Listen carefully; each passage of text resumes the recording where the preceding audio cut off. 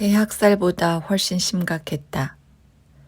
죽음의 일방적 휴전이 지속되던 7달 동안 죽음 직전에 이른 대기자 명단은 6만 명이 넘었다.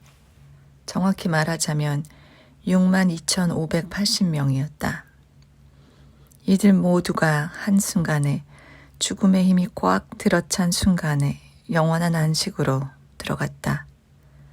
이것은 인간들이 비난받아 마땅한 잔악한 행동을 했던 사례에서만 비교의 이해를 찾을 수 있을 것이다.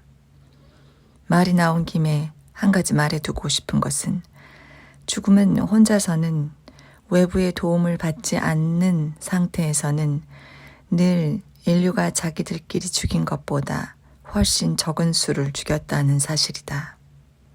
호기심이 강한 사람은 동시에 영원히 눈을 감는 사람의 정확한 수가 62,580명인지 어떻게 아느냐고 물을지도 모르겠다. 아주 간단하다. 이 일이 벌어지고 있는 나라의 인구가 대체로 1,000만 명이고 사망률은 대체로 1,000명당 10명꼴이므로 초보적이라고까지 할 수는 없지만 간단한 2가지 산수, 곱셈과 나눗셈을 해보고 또 물론 여기에 월과 연 비율이라는 요소를 집어넣으면 우리는 수의 좁은 띠에 이르게 된다. 그 띠 안에서 우리가 말한 수는 적당한 평균으로 보인다.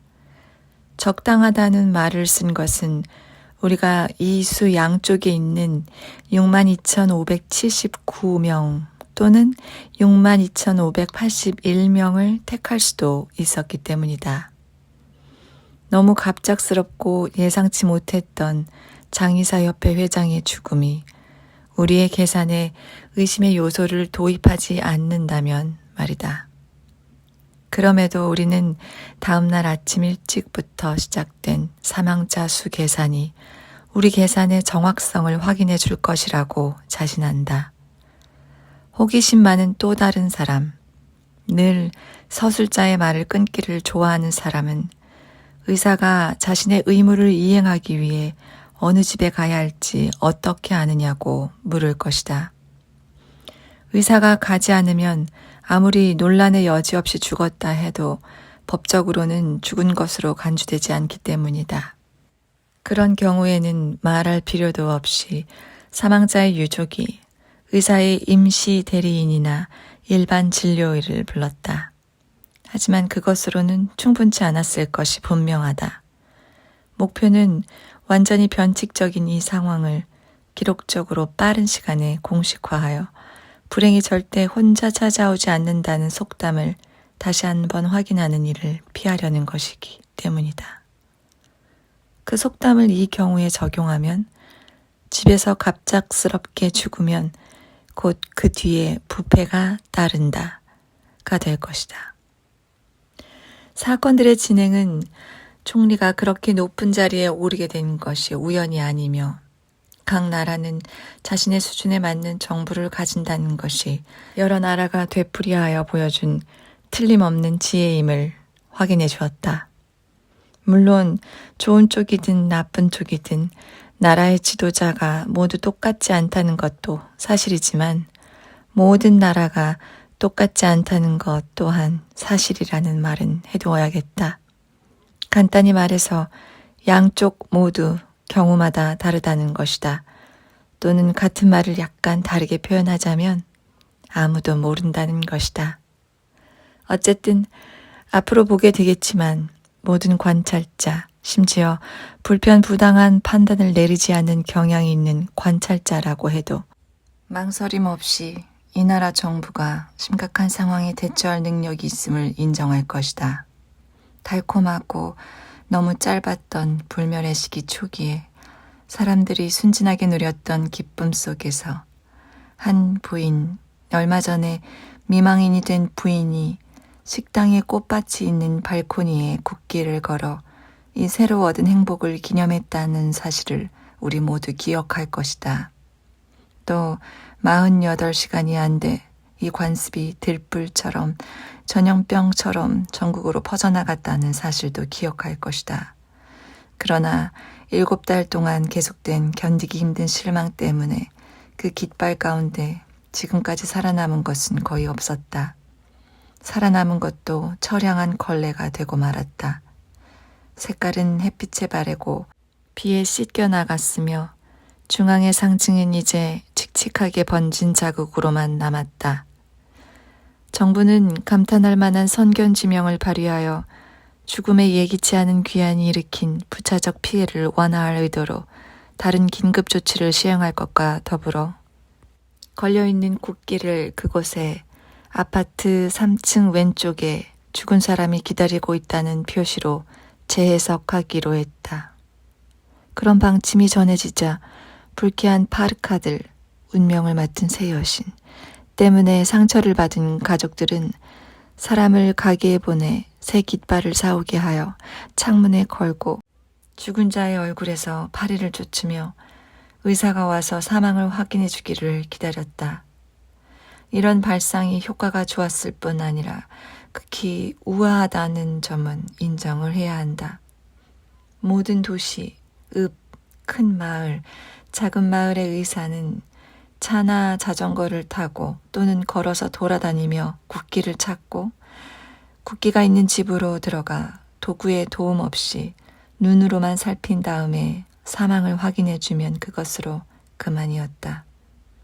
긴급 상황의 규모 때문에 그 이상 면밀한 조사는 불가능했다. 의사는 서명한 종이 한 장을 남기고 떠났고 이것은 장의사에게 그들의 원료의 구체적 성격을 확인해 주었다. 다시 말해서 장의사들이 속담에서 이야기하는 것처럼 양털을 찾아 죽은 자의 집에 갔다 외려 털이 깎여 나오는 일은 없었다는 것이다. 이제 깨달았겠지만 이런 식으로 국기를 영리하게 이용하는 이것에는 이중의 목적과 이중의 이점이 있었다. 국기는 처음에는 의사의 안내자 역할을 했지만 곧 시신을 처리하러 오는 사람들을 위한 횃불이 되었다. 큰 도시, 특히 상대적으로 작은 도시인 시골에서 보자면 거대한 대도시인 수도에서 장례 지도자 협회의 불행한 회장이 함축성 있게 표현한 대로 케이크에서 차지할 몫의 비례 할당제를 확립할 목적으로 도시 지역을 몇 개의 구역으로 나눈 것은 시간과 싸우는 경주에서 인간 화물을 운송하는 데 엄청난 도움이 되었다. 국기는 예측도 예상도 못했던 또 다른 결과를 낳았는데 이것은 우리가 회의주의를 양성하는 일에 체계적으로 헌신할 때 얼마나 잘못된 길로 갈 수 있는지를 보여준다. 그 결과란 시민 가운데 예의 바른 사회적 행동이라는 깊이 뿌리내린 전통의 존중자이면서 동시에 모자를 쓴 사람이 보여주는 고결한 행동이었다. 그들은 국기로 장식된 창문을 지날 때마다 모자를 벗었다. 그 바람에 이들이 그렇게 하는 것이 누가 죽었기 때문인지 아니면 국기가 나라에 살아있는 신성한 상징이기 때문인지를 둘러싼 즐거운 의심이 허공에 떠돌게 되었다. 말할 필요도 없지만 신문 판매는 엄청나게 늘어났다. 죽음이 과거의 일이 된 것처럼 보였을 때보다 훨씬 더 늘어났다.